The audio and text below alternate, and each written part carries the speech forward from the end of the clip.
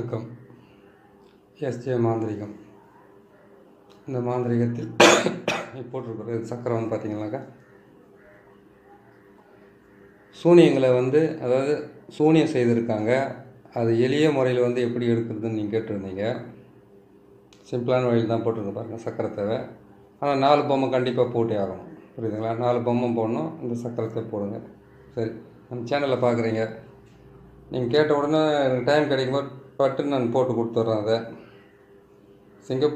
சிங்கப்பூர்லேருந்து 2 பேரும்,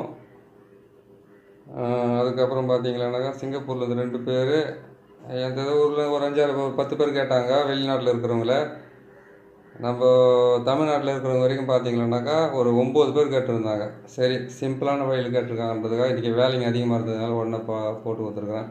சேனலை பார்க்குற ஒவ்வொருத்தரும் சப்ஸ்கிரைப் பண்ணிங்கனாக்கா இன்னும் கொஞ்சம் நல்லது. நீங்கள் கேட்குறது இன்னும் நிறைய கேட்டு வச்சுருக்கிறீங்கன்னா பண்ணித்தரேன். கண்டிப்பாக சப்ஸ்கிரைப் பண்ணுங்கள், லைக் பண்ணுங்கள். சரி, நம்ம பதிவுக்கு போகிறோம்.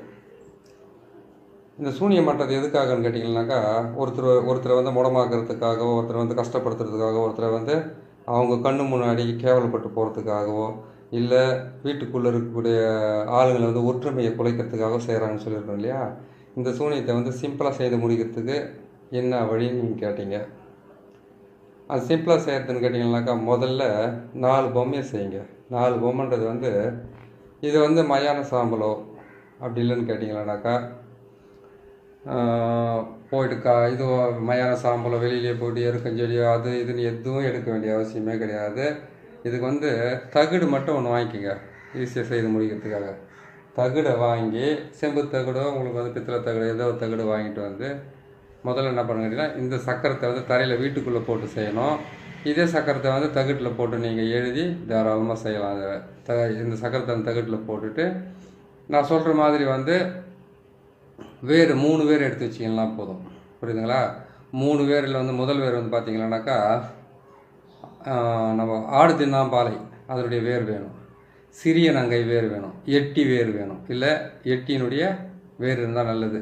3 வேரை அந்த தாயத்தில் போட்டு இந்த தகுடை போட்டு கொடுத்தீங்கன்னாவே அவங்க உடம்புல இருக்கிற செய்வன பாதிப்பு கண்டிப்பாக விலகி போகிறதுக்கு உண்டான வாய்ப்பு நிறைய இருக்குது. ஒரு விஷயம். 2வது விஷயம்னு பார்த்தீங்கன்னாக்கா, இந்த பொம்மையை நம்ம போட்டுட்டோம், இந்த சக்கரத்தையும் போட்டுட்டோம். எளிய முறையில் எப்படி செய்யுதுன்னு கேட்டிங்கன்னாக்கா, வீட்டுக்கு தலைவாசல் இருக்குது பார்த்தீங்களா?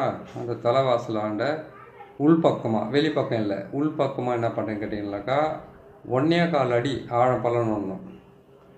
உங்கள் வீட்டில் செய்வன பாதிப்பு இருக்குது, பணம் செலவு பண்ண முடியல, காசு எங்களால் கொடுக்க முடியல, நாங்கள் ரொம்ப ஏழ்மையாக இருக்கிறோம், கையில் பணம் காசு இல்லாமல் இருக்குது அப்படின்னாக்கா, அதுக்கு என்ன பண்ணுறது, சக்கரத்தை போட்டுட்டு 4 மண்ணுன்றது கேட்டிங்கனாக்கா, உங்கள் வீட்டாண்டே இருந்த ஈசானிய மூலை, அப்புறம் பார்த்தீங்களா வாழ்வு மூலை, அப்புறம் பார்த்தீங்களா நைருதி மூலை, அதுக்கப்புறம் பார்த்தீங்களானாக்கா அக்னி மூலை, இந்த 4 மூலையிலையுமே நீங்கள் இது எடுக்கலாம்.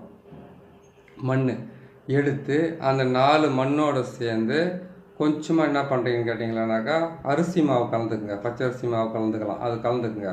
இதோடு சேர்ந்து உங்கள் வீட்டில் இருக்கிறவங்களுடைய எல்லோருடைய காலடி மண்ணும் எடுத்துக்குங்க. காலடி மண் எடுத்துட்டிங்களா, இதை வச்சு நீங்கள் பொம்மை செய்துருங்க.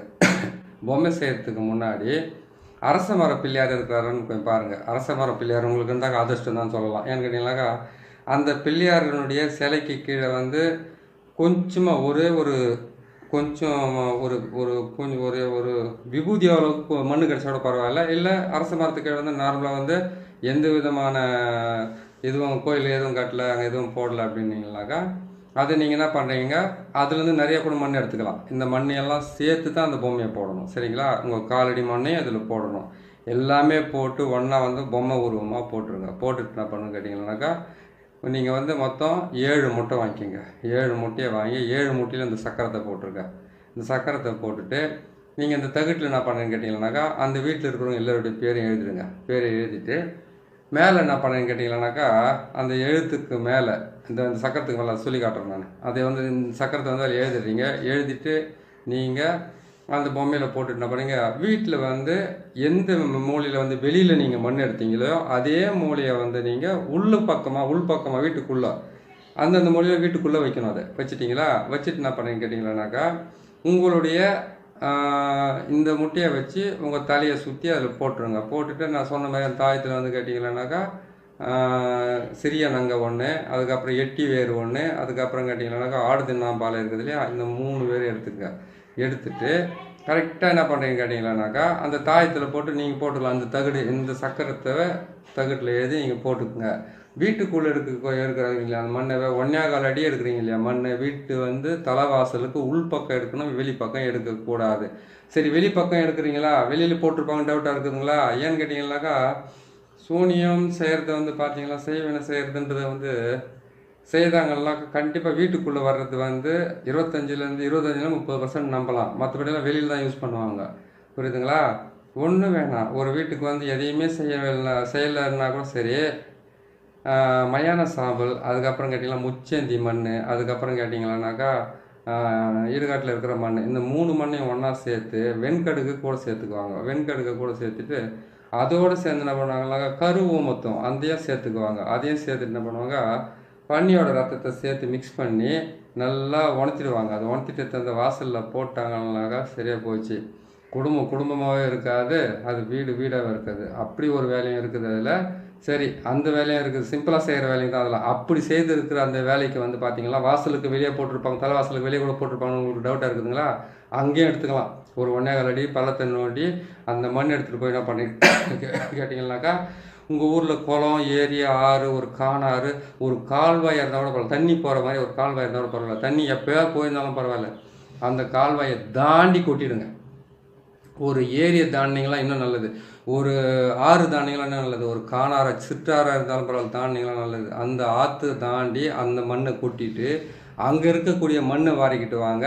அந்த மண்ணை வாரிக்கிட்டு வந்து இங்கேருந்து இந்த பிள்ளையார் சிலைகளை தான் செஞ்சுங்க பாருங்கள், அந்த பிள்ளையாரினுடைய கோயிலினுடைய மண்ணை எடுத்துக்கோங்க. அதே மாதிரி கேட்டிங்களானாக்கா அரச மரத்தடியில் இருக்கிற பிள்ளையாரினுடைய மண் எடுத்துக்கிட்டிங்கன்னாக்கா அரச மரத்து மண் தேவையில்லை. சப்போஸ் வெளியில் இருக்கிற பிள்ளையாருடைய மண் எடுத்துக்கிட்டா அரச மரத்தினுடைய மண் கண்டிப்பாக தேவை, ஆல மரத்தினுடைய மண் கண்டிப்பாக தேவைப்படும். இந்த 2 மண்ணையும் வாரிட்டு வந்து என்ன பண்ணீங்க, எந்த இடத்துல கொட்டி நிரப்புறீங்க பாருங்கள், அந்த பள்ளத்தை நோடி எடுத்துன்னு போயிட்டீங்க பாருங்கள், அந்த இடத்துல கொட்டி நிரப்புடுங்க. நிரப்புறதுக்கு முன்னாடி இந்த தகட்டை எழுதி இந்த தகட்டில் இருந்து என்ன பண்ணுறீங்க கேட்டிங்கன்னாக்கா அதுக்குள்ள வந்து 3 தகடு வைக்கணும். அதாவது இந்த பக்கம் ஒரு தகடு வைக்கணும், வெளி பக்கம் ஒரு தகடு வைக்கணும், மேலே வந்து அஷ்டபந்தம் மாதிரி ஒரு தகட்டை வந்து போட்டு கட்டிடணும். இந்த 3 தகட்டை போட்டு கட்டிடுங்க. கட்டி முடிச்சிட்டிங்களா? இதை கட்டி முடிச்ச உடனே என்ன பண்ணுறீங்கன்னு கேட்டிங்கன்னாக்கா இதில் இருக்குது பார்த்தீங்களா அந்த முட்டை எலுமிச்சி மேலே 4 எலுமிச்சி மேலே அவங்களுக்கு தேவையான எக்ஸ்ட்ராவோட வாங்கிக்கலாம். ஆனால் 7 முட்டை கண்டிப்பாக தேவைப்படும். 7 முட்டை எதுக்காகன்னு கேட்டிங்களானாக்கா 4 மூலையில் 4 முட்டையை வந்து இதே சக்கரத்தை போட்டு அந்த மூலைங்களில் சுற்றி எடுத்துக்குங்க. சுற்றி எடுத்துக்கின்னு மீதி இருக்கிற 3 முட்டையை அந்த குடும்பத்தில் இருக்கிற மொத்த பேருமே சுற்றி எடுத்துக்குங்க. தலையை சுற்றி இறக்கி கீழே எடுத்துங்க. எடுத்துட்டிங்களா? அதுக்கப்புறம் 4 எலுமிச்சமாக இருக்குது, 4 மூலையிலையும் வந்து உங்கள் தலையை சுற்றி அங்கே பலி கொடுங்க. பலி கொடுத்து முடிச்சுட்டு அங்கேருந்து என்ன பண்ணுறீங்கன்னு கேட்டிங்களானாக்கா இதை கொண்டு போய் என்ன பண்ணுறீங்கன்னு கேட்டிங்களானாக்கா 4மே எந்த பக்கத்தில் செஞ்சாலும் சரி 4மே செய்கிறதுந்தாக்கா உங்கள் வீட்டிலேருந்து 1 கிலோமீட்டருக்கு தூரம் போகலாம், இல்லாட்டி 1 கிலோமீட்டர் கிட்ட வரலாம். எங்கே இருந்தாலுமே போய் செய்யலாம். இந்த மயானத்துலாம் செய்யணும், எதான் செய்யணும் கிடையாது. ஏன்னாக்கா இந்த வாசப்பிடிக்கு வெளியில் இருக்கிற மண்ணையும் உள்ளே இருக்கிற மண்ணையும் கொண்டு போய் நீங்கள் இது தாண்டி கொட்டிட்டு வந்துட்டீங்க. அது கொட்டிட்டு வந்ததுலேயே வந்து உங்களுக்கு அப்போ பாதி வந்து நிவாரணம் கிடச்சிடும் உங்களுக்கு. அதனால் இதை எடுத்துன்னு போயிட்டு 4 பக்கம் தான் புதைக்கணும், இல்லை 4 பக்கம் எரிக்கணும், இல்லை 4 பக்கம் அது உடைக்கணும். இது எதாவது செய்யுங்க. எரிக்கிறது இன்னும் பெஸ்ட்டாக இருக்கும். ஏன்னு கேட்டிங்கனாக்கா எரிச்சிட்டு வந்தீங்கன்னாக்கா ரொம்ப நல்லது தான். எரிச்சிட்ட உடனே நீங்கள் அங்கேயே வந்து ஒரு வாட்டர் பேக்கெட்டில் தண்ணி வச்சுருந்து கூட நீங்கள் அங்கேயே கூட கழுவிக்கிட்டு வாங்க.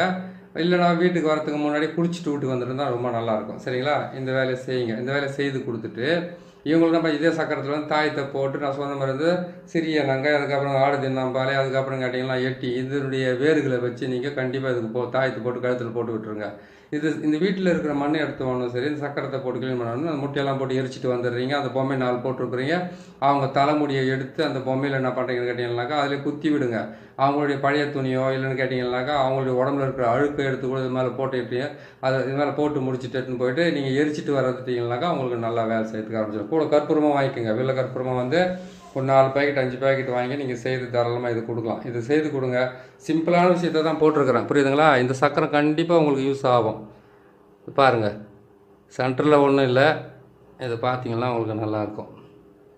இதெல்லாம் சூளம்தான், இது மொத்தமே சூளம்தான், புரியுதுங்களா? எதுவுமே இல்லை.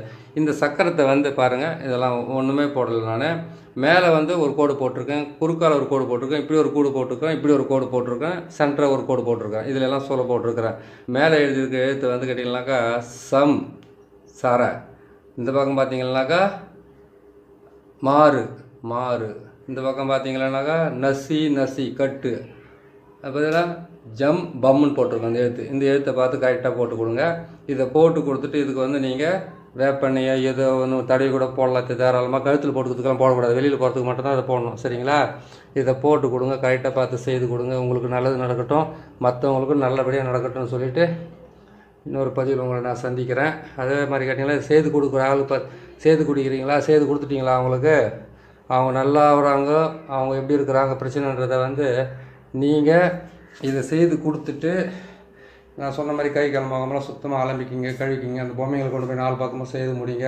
இது நீங்கள் செய்து கொடுக்கும்போது வந்து உங்களுக்கு உடல் கட்டு மந்திரத்தை கொஞ்சம் போட்டுக்குங்க. ஏன்னு கேட்டிங்கன்னாக்கா, சிம்பிளாக செய்கிற நினைக்காதீங்க. 4 பொம்மையை போட்டு பிள்ளையாருடைய மண் எடுக்கிறீங்க, எல்லாம் மண் எடுத்துருக்கிறீங்க, பிரச்சனை எதுவும் உங்களுக்கு வராத மாதிரி பார்த்துக்குங்க. சரிங்களா? உடல் கட்டு மந்திரத்தை போட்டுன்னு விபூதியை வச்சு நீங்கள் கரெக்டாக போட்டு செய்து முடிச்சு கொடுங்க. இந்த சக்கரத்தை நீங்கள் விபூதி கூட வீட்டில் போடலாம், தாராளமாக போட்டு கொடுங்க.